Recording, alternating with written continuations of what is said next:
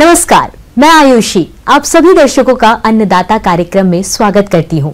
त्याग और तपस्या का दूसरा नाम है किसान। कृषि ही उसकी भक्ति है और कृषि ही उसकी शक्ति है। कृषि ही उसकी निद्रा है और कृषि ही उसका जागरण है। ऐसे ही भारतीय किसानों को खेतीबाड़ी से जुड़ी हुई बहुत सी नई लाभकारी जानकारियां देने के लिए हर रोज सुबह हम आपके साथ आते हैं। तो चलिए कार्यक्रम शुरू करने से पहले देखते हैं क्या है आज के अन्नदाता में।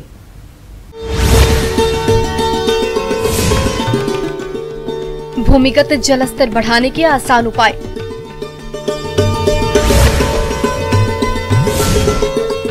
मिल्किंग मशीन से दूध दोहन का काम हुआ आसान, जिसके चलते भूमि का जलस्तर काफी नीचे चला गया है। साथ ही राज्य के कई जिलों में सिंचाई जल की काफी कमी भी देखी जा रही है। किसान भाइयों, इस जल की कमी को आप आसानी से दूर कर सकते हैं। बस जरूरत है वर्षा जल को संग्रहित करने की। तो इसके लिए आप कौन कौन से उपाय अपनाएं, इस बारे में जानकारी दे रही हैं कृषि विज्ञान केंद्र जिला मुजफ्फरपुर की कृषि इंजीनियर निधि कुमारी।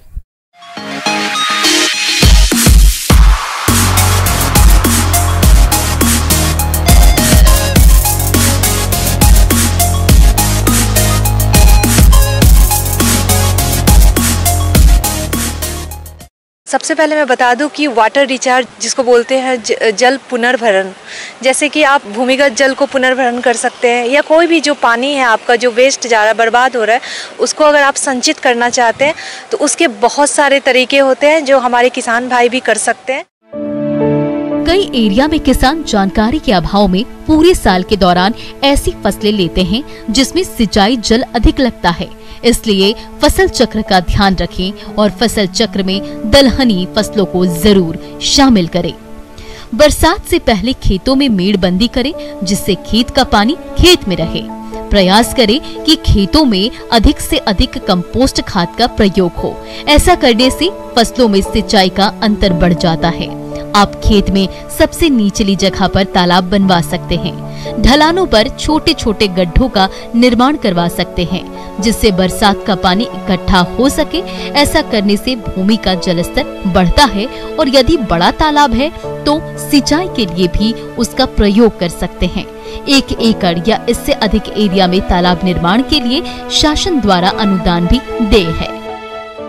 अगर छोटे लेवल की बात करें तो सबसे पहला जो एक काम होता है जिसको बोलते हैं सोख्ता निर्माण, जो आप देखते होंगे कि हमारे घर के आसपास में काफ़ी जगहों पे आपने देखा होगा कि लोग सोख्ता का निर्माण करते हैं। वो कैसे काम करता है एक्चुअली, वो जैसे मान लीजिए आपके पास हैंड पंप है या कहीं से भी पानी जो बहता है, जैसे मान लीजिए आपके यहाँ पानी छत के ऊपर से बह के आ रहा है या फिर नीचे ज़मीन का पानी बह के आ रहा है या किचन का पानी बह के आ रहा है, तो हम क्या करते हैं, सोख्ता निर्माण करते हैं। सोख्ता निर्माण ऐसे होता है कि वो 1 मीटर जैसी उसकी चौड़ाई होती है और 7 से 10 फीट जैसी उसकी गहराई होती है। उसमें हम क्या करते हैं कि उस लेयर को हम 3 भागों में डिवाइड करते हैं, उसको बांटते हैं। पहला लेयर जो होता है उसमें हम बड़े बड़े ईंट के टुकड़े रखते हैं, उसमें गिट्टी रखते हैं। फिर उसके बाद हम क्या करते हैं, उसमें ग्रेवल रखते हैं। ग्रेवल मतलब आपका जो बड़ा बड़ा जो बोलते हैं जो पथरीला बोल्डर जैसे होते हैं उसको रखते हैं। और उसके बाद हम क्या करते हैं, एक लेयर हम बालू का रखते हैं। इससे क्या होता है, जब भी पानी अगर आपका उससे बह के अगर नीचे की तरफ जाता है तो आपका पानी साफ होता हुआ चला जाता है। लेकिन इसमें ध्यान रखना है, ये नाली का गंदा पानी नहीं होना चाहिए, क्योंकि ये गंदा पानी होने से आपकी ज़मीन के नीचे का जो पानी है उसको वो खराब कर सकता है, संक्रमित कर सकता है। तो पहला ये सोख्ता निर्माण होता है। दूसरा जो होता है, जो हम कृषकों को बोलते भी हैं कि अगर आपके पास 10 एकड़ की ज़मीन है तो ऐसा बोला जाता है कि कम से कम 1/10वां हिस्सा, जैसे 1 एकड़, आप उसको जल को संचय करने के लिए बनाइए। तो जैसे कि आजकल समेकित कृषि प्रणाली पे भी काफ़ी जोर दिया जा रहा है, तो हम किसान भाइयों से अनुरोध करते हैं कि वो 1 एकड़ का कम से कम तालाब अपने खेत में बनाएं। अगर 1 एकड़ नहीं है तो आधा एकड़ का ही, लेकिन वो तालाब बनाएं। तालाब बनाने से एक तो ये होता है कि पानी आपका संचित होता है। गर्मी के समय में जब आपके पास पानी नहीं होती है तो वो पानी से आप चाहे तो बरसात के पानी को जमा करके उसको आप सिंचाई के लिए भी प्रयोग कर सकते हैं। दूसरी चीज़ ये होती है कि उसमें आप मछली पालन भी कर सकते हैं। तो इससे ये होता है कि आपके जो ज़मीन के अगल बगल का हिस्सा होता है वहाँ पे भी पर्याप्त नमी बनी रहती है, क्योंकि जो रिसाव होता है जिसको बोलते हैं सीपेज, तो उसकी वजह से आपके अगल बगल के जो मृदा में जो मॉइस्चर होती है, जो नमी होती है, वो बनी रहती है। तो आप उसका भी प्रयोग कर सकते हैं। उसके बाद एक और तरीका होता है जो हम अपने घरों में प्रयोग में ला सकते हैं, जैसे कि आप वर्षा जल संरक्षण होता है जिसको बोलते हैं रूफ टॉप वाटर हार्वेस्टिंग, मतलब छत का जो पानी होता है उसको आप संचित कर सकते हैं। तो छत के पानी को कैसे संचित करना है, ये बहुत ही आसान तरीका है। मान लीजिए आपका घर अगर छप्पर वाला है या फिर आपका छत वाला घर है, तो आप क्या कर सकते हैं, उस पानी का एक मुहाना आप रखिए, आप उसका एक ही आउटलेट पॉइंट रखिए, उसको पाइप से जोड़ते हुए उसको सोख्ता में पहुंचाना है बस। और सोख्ता का बस वही विधि है, 3 लेयर हमें बनानी होती है जिसमें ईंट के बड़े बड़े टुकड़े होते हैं, गिट्टी होते हैं, फिर उसके बाद आप छोटे छोटे टुकड़े रखें, उसमें चारकोल भी रख सकते हैं, कोको पिट भी रख सकते हैं, नारियल का जो आप बोलते हैं कोको, वो रख सकते हैं। उसके बाद उसमें आप सैंड का एक लेयर, बालू का लेयर रख सकते हैं। सिंपली उसमें पाइप आपको अंदर की तरफ डालना है, तो इससे क्या होता है कि वो बहुत स्वच्छ जल होता है, इसको आप स्टोर कर सकते हैं। इसके अलावा और भी कई तरीके हैं जिसे किसान मिलकर कर सकते हैं, जैसे खेत के निचले स्थान पर रिचार्ज स्ट्रक्चर लगाएं, जहां बरसात का पानी इकट्ठा होता हो। पुराने कुएं और नलकूपों को बरसात से पहले रिचार्ज करने की तकनीकों को अपना ले, जिससे भूमि का जलस्तर बढ़े और नलकूपों से भरपूर पानी आए। किसान संगठन बनाकर शासन प्रशासन की सहायता से नदी नालों में स्टॉप डैम और ढाल के विपरीत चेक डैम का निर्माण करवा सकते हैं। तो ये सारी विधियां हैं जो एक किसान अपना के अपने अगल बगल के वातावरण में पानी को संचित कर सकता है और अनावश्यक जल जमाव से भी बच सकता है। धन्यवाद। ये थी कुछ उपयोगी जानकारियां। अब लेते हैं एक छोटा सा ब्रेक, जल्द लौटेंगे और जानेंगे आगे के कार्यक्रम में क्या है महत्वपूर्ण जानकारियां। बने रहिए हमारे साथ।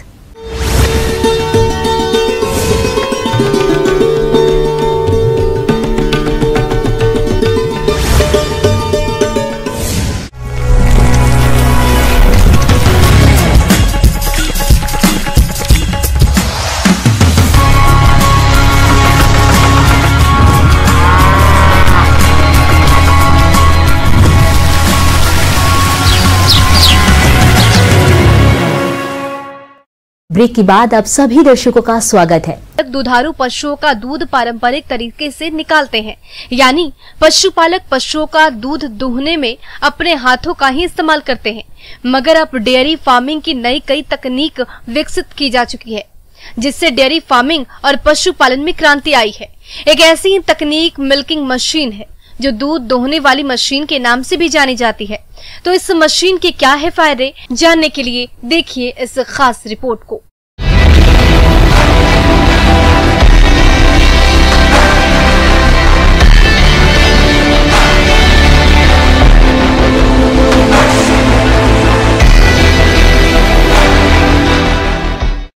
जैसे कि आपने कहा है कि जो पशुपालन हमारा एक मुख्य उद्देश्य है, इसके तहत हम अच्छी नस्ल के जितने भी हमारे जो पशु हैं उनकी पैदावार को बढ़ा रहे हैं, और उसमें अलग अलग तरीके से हम खोज कर रहे हैं कि ताकि पशु का रखरखाव, पशु का चारा, पशु में आने वाली जो भी बीमारियां हैं उसका निदान, और साथ साथ जो उसका उत्पादन जो होता है उसको भी हम लें। जो अच्छे जो दुधारू हमारे जो गाय हैं उनसे हमें दूध 2 तरीके से लिया जाता है, जैसे कि हाथ के द्वारा जो हाथ से निकाला जाता है, लेकिन वो उनमें होता है कि जिनकी लगभग 5 से 6 किलो के लगभग जिनसे दूध पैदा होता है। हमारे संस्थान में मुख्यतः जो भी पशु हैं 10 से 15 किलो के लगभग उनका एवरेज दूध होता है, और इसलिए उसके लिए हमने एक मशीन का उपयोग में लाते हैं और मशीनों के द्वारा हम दूध निकालते हैं। पशुपालकों के सामने अक्सर देखने में आता है कि अधिक दूध देने वाले दुधारू पशुओं का दूध निकालने के लिए समय पर दूधिया नहीं मिलते, या फिर मिलते भी हैं तो अधिक मजदूरी पर मिलते हैं। इन सभी समस्याओं का समाधान है मिल्किंग मशीन। इसकी शुरुआत डेनमार्क और नीदरलैंड से हुई और आज ये तकनीक दुनिया भर के लोगों द्वारा इस्तेमाल की जा रही है। आजकल डेयरी उद्योग से जुड़े अनेक लोग पशुओं से दूध निकालने के लिए मशीन का प्रयोग कर रहे हैं। मशीनों की जिसे दूध को हम निकालने का एक विशेष ध्यान रखा जाता है कि उसमें जो नेगेटिव प्रेशर है जिससे हम दूध निकालते हैं वो एक ठीक होना चाहिए। सफाई का हम ध्यान रखते हैं और मशीनों से एक एडवांटेज हमें क्या होता है कि जो हाथ नहीं लगता दूध में, तो हैंडलिंग में भी हमारा साफ सफाई का ध्यान होता है, जिससे कि दूध हमारा बड़ा स्वच्छता से निकाला जाता है। जो हमारे कम दुधारू पशु होते हैं, जिसमें हमारी मुख्यतः देसी गाय होती हैं, उनको हम लोग हाथ से दूध निकालते हैं और जिसमें विशेष तौर से हम ध्यान रखते हैं कि उसमें सफाई का भी हम उसमें जो ध्यान रखें, और इस हिसाब से हमारे यहाँ संस्थान में दूध निकाला जाता है। और स्वच्छ दूध उत्पादन करें, क्योंकि आगे आने वाले दिक्कतें ये आ रही हैं कि हमारे पास क्लीन मिल्क प्रोडक्शन होना बहुत ज़रूरी है, ताकि इससे हम अपने जो एक्सपोर्ट की क्वालिटी जो है इसको हम लोग बढ़ा सकते हैं। और ये तभी होगा कि जब हम साइंटिफिक तौर तरीके अपनाएं, नस्ल सुधार पर ध्यान दें, साफ सुथरा दूध उत्पादन करें, और ताकि इससे उनकी जो हमारे किसान भाई हैं उनकी आमदनी भी अच्छी होगी, और उनको जब आमदनी अच्छी होगी तो उनका अपना पूरा घर परिवार अच्छा चलेगा। पशुपालक भाइयों, अब आइए बात करते हैं मिल्किंग मशीन से दूध निकालने के फायदे के बारे में। तो मिल्किंग मशीन से पशु का दूध बड़ी आसानी से निकाला जा सकता है। इससे पशुओं के थनों को कोई नुकसान नहीं होता और दुग्ध उत्पादन में बढ़ोतरी होने के साथ ही अच्छी गुणवत्ता और स्वच्छ दूध प्राप्त होता है। मिल्किंग मशीन से दूध निकालने से श्रम और लागत के साथ साथ समय की भी बचत होती है। पशुपालक भाइयों, आज के समय में बाजार में कई प्रकार की मिल्किंग मशीन उपलब्ध है और इनकी कीमत उनकी कार्य क्षमता के अनुसार अलग अलग है, जिसे आप खरीद कर अपने डेयरी फार्म पर इस्तेमाल करके समय, श्रम और लागत को काफी हद तक कम कर सकते हैं। हम लगातार इस दिशा में काम कर रहे हैं और आगे जो 2030 तक हमारा वो है जो उत्पादन का लक्ष्य जो बराबर बढ़ रहा है, करीब 240 मिलियन टन लगभग जो है। आप ये मान के चलें कि 24 करोड़ टन हमारा दूध उत्पादन का उद्देश्य है और जो इस दिशा में काम कर रहे हैं। और मैं समझता हूँ कि जिस हिसाब से हमारे वैज्ञानिक कार्य कर रहे हैं, जो हमारी नई नई टेक्नोलॉजीज निकल रही हैं, उनको ध्यान में रखते हुए हम इस लक्ष्य को जरूर जो प्राप्त करेंगे। आगे और भी है कुछ रोचक जानकारियां, पर यहाँ पर रुकेंगे एक और ब्रेक के लिए। जल्द हाजिर होते हैं।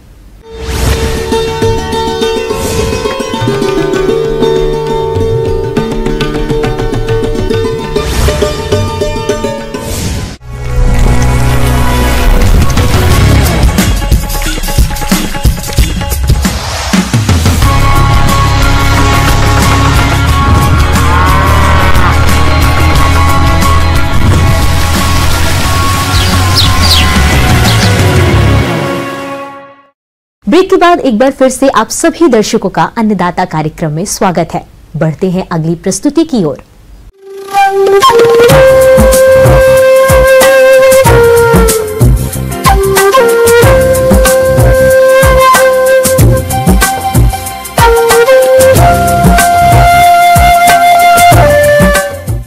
मौसम के अनुसार प्रबंधनों पर ही टिकी है आपकी खेती बाड़ी, इसलिए मौसम पूर्वानुमान और उस पर आधारित साप्ताहिक कृषि सलाह इस प्रकार है।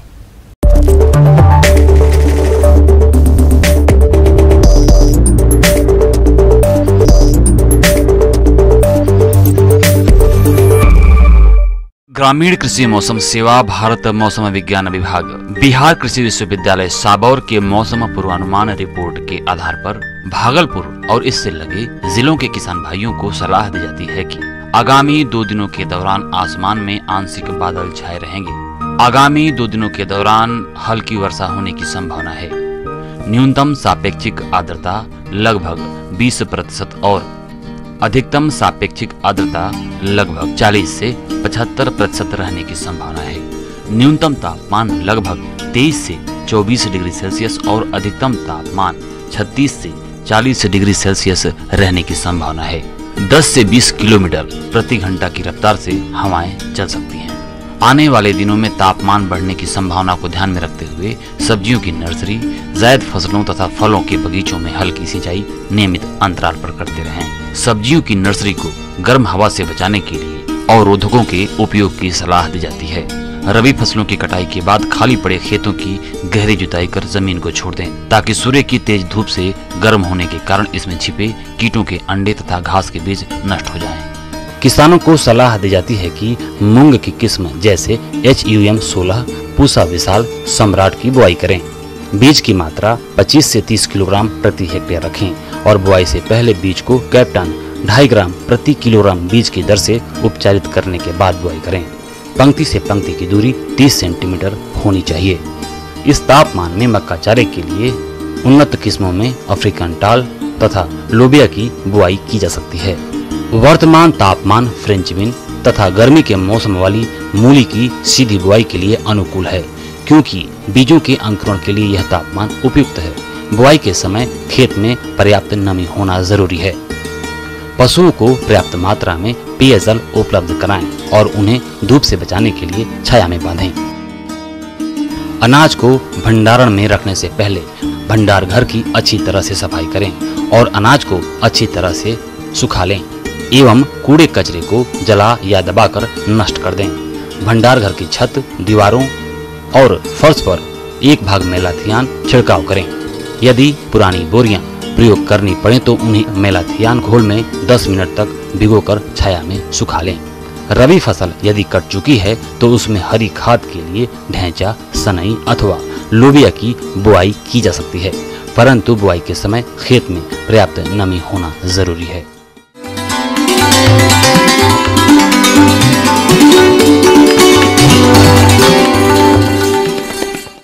अन्नदाता हेल्पलाइन निशुल्क फोन संपर्क सेवा के माध्यम से आपके द्वारा पूछी गई समस्याओं में से 1 या 2 महत्वपूर्ण समस्याओं को हम अपने कार्यक्रम में शामिल करते हैं। इसी के तहत आज की चयनित समस्या और उसका जवाब इस प्रकार है। अन्नदाता निशुल्क फोन संपर्क सेवा के माध्यम से पूछे गए प्रश्नों में से आज हमने जिस प्रश्न को कार्यक्रम में शामिल किया है उसे पूछा है ग्राम बेला, जिला पटना के कृषक रास बिहारी ने। ये दूधिया मशरूम के उत्पादन तकनीक के बारे में जानकारी चाहते हैं। तो रास बिहारी जी, आपकी जानकारी के लिए प्रस्तुत है कार्यक्रम का ये अंश।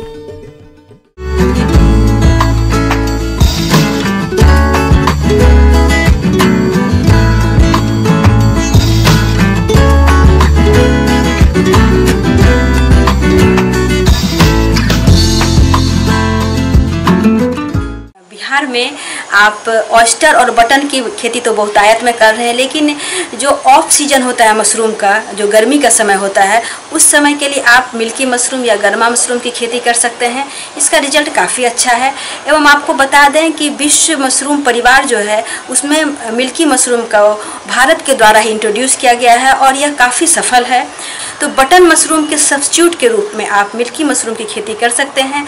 बटन मशरूम के तरह ही मिल्की मशरूम देखने में आकर्षक उजला होता है और इसका स्वाद भी मांसल होता है। लेकिन इसमें खासियत यह है कि इसकी खेती आप अप्रैल से लेकर सितंबर अक्टूबर तक कर सकते हैं, जबकि बटन मशरूम का आप एक ही फसल ले सकते हैं। अक्टूबर में सितंबर से लेके आप मिड फरवरी तक जो आपका इसका कंपोस्ट बनाएंगे और लगभग आपका दिसंबर से क्रॉप आना शुरू होता है। तो यह इसका क्रॉपिंग पीरियड काफ़ी कम होता है। लेकिन आप यदि मिल्की की खेती करते हैं तो यह आपका मई से लेके सितंबर अक्टूबर तक आप इसके फसल को प्राप्त कर सकते हैं। और इसकी खेती के लिए जो टेम्परेचर चाहिए वो आपका 28 डिग्री से 38 डिग्री तक का जो टेम्परेचर होता है उसमें इसकी खेती आप आराम से कर सकते हैं। और नमी 80 से 85-90% तक नमी उस कमरे में रहना चाहिए, तो आपकी इसकी खेती सुगमता से होगी। तो आप आइए आज हम जानें कि कैसे हम मिल्की मशरूम की खेती कर सकते हैं। तो आप बिल्कुल जैसे आप ऑयस्टर मशरूम की खेती करते थे उसी तरह से आपका मिल्की मशरूम की खेती बहुत ही आसान है। थोड़ा सा उसमें हम तकनीकी उसमें केसिंग करते हैं जो कि मिल्की ऑयस्टर मशरूम से थोड़ा अलग है। केसिंग मिश्रण केसिंग करने के 1 सप्ताह पहले तैयार करते हैं। केसिंग मिश्रण तैयार करने के लिए 3 से 4 भाग दोमट मिट्टी व 1 से 4 भाग बालू मिट्टी को मिलाएं। अब इस मिश्रण के वजन का 10% चाक पाउडर मिलाएं और मिश्रण को 4% फॉर्मेलिन 100 मिलीमीटर प्रति लीटर पानी व 0.1% 1 ग्राम प्रति लीटर पानी से गीला कर ऊपर से पॉलीथीन शीट से 7 से 9 दिन तक ढक दें। इसके लिए सबसे पहले हम लोग जो भी कृषि अवशेष लेते हैं वह पानी खाया नहीं होना चाहिए, ताज़ा होना चाहिए। 2 से 3 सेंटीमीटर की उसकी लंबाई की वो कुट्टी या जो भूसा हो वो होना चाहिए। इसको सबसे पहले हम लोग अन्य मशरूम की जैसे ऑयस्टर मशरूम के लिए करते हैं कि पहले स्टरलाइज करते हैं, उसी तरह से आप इसके में भी पहले स्टरलाइज करेंगे। जो भी आप कृषि अवशेष लेंगे उसको स्टरलाइज करेंगे। स्टरलाइज करने के लिए आप सब गर्म पानी विधि से उपचार कर सकते हैं। इसमें क्या करते हैं कि भीगे हुए भूसे को खौलते पानी में 80 से 90 डिग्री सेंटीग्रेड में कम से कम 1 से 1.5 घंटे तक रखते हैं। घरेलू स्तर पे आप इसको रासायनिक उपचार भी कर सकते हैं। रासायनिक उपचार में आप बेविस्टिन और या कार्बनडाजिम और फॉर्मलिन का उपयोग कर सकते हैं। 100 लीटर पानी में आप 125 ml फॉर्मलिन डालेंगे और 10 ग्राम बेविस्टिन डालेंगे और इस घोल में आप लगभग 15 kg जो कृषि अवशेष है 15 kg कृषि अवशेष को 15 से 16 घंटे तक भिगो दें। भिगोने के बाद फिर हम उसको छाया में फैला करके उसकी नमी की जांच करते हैं, जैसा कि आप ऑयस्टर मशरूम में भी करते थे।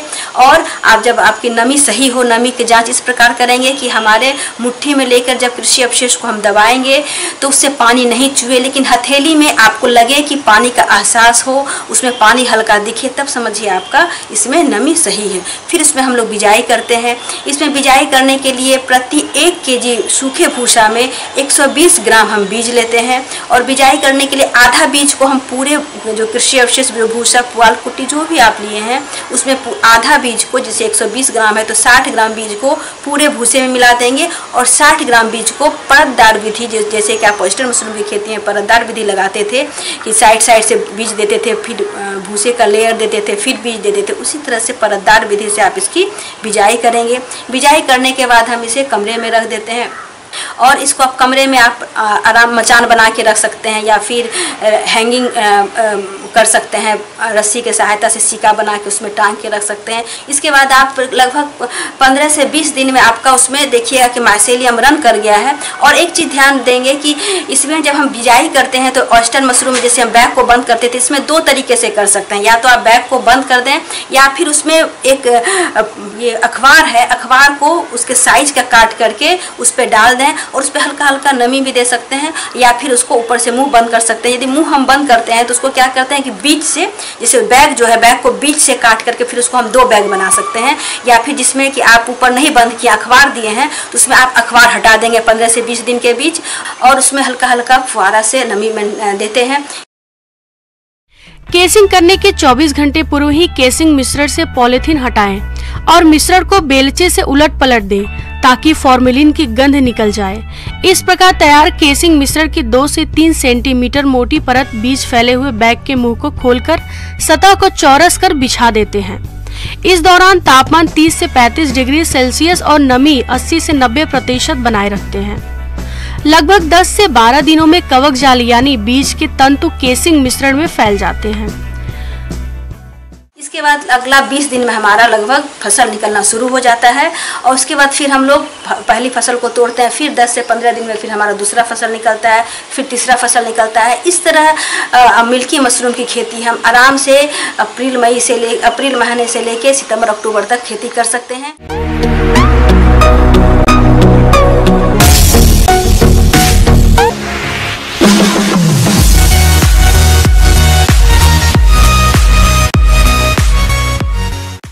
राज्य की विभिन्न मंडियों में कृषि उत्पादों के चढ़ते उतरते बाजार भाव की संक्षिप्त जानकारी इस प्रकार है।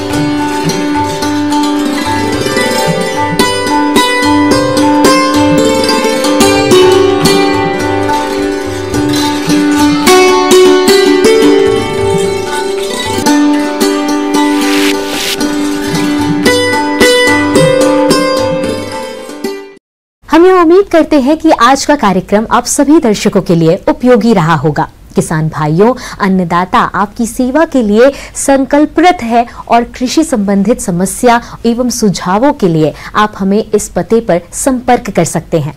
प्रोड्यूसर अन्नदाता, news 18, Bihar Jharkhand, Ramoji film city, Hyderabad 501512। साथ ही आप हमें ईमेल कर सकते हैं। हमारा ईमेल है p18annadatabihar@nw18.com। इसके अतिरिक्त आप हमें निशुल्क हेल्पलाइन नंबर 180088922163 पर सोमवार से शनिवार सुबह 10 से शाम 4 बजे के बीच संपर्क कर सकते हैं। फिलहाल अन्नदाता की पूरी टीम को इजाजत दीजिए। कल फिर इसी समय आपसे मुलाकात होगी कृषि संबंधित कुछ और महत्वपूर्ण जानकारियों के साथ। नमस्कार।